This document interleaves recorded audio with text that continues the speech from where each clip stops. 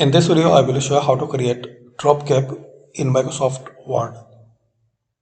So select paragraph, insert,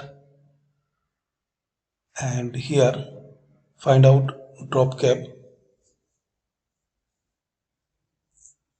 So once you click here in text, so here is the option dropped. Select it, and there are another style like in margin or in the page. And once you click on drop cap options, there are many options you can change. Lines, like it's cover 3 line, you can increase distance from text, then click on OK.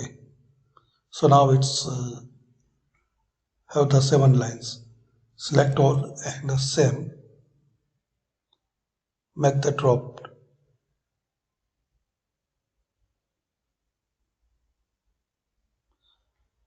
So you have to select one by one paragraph.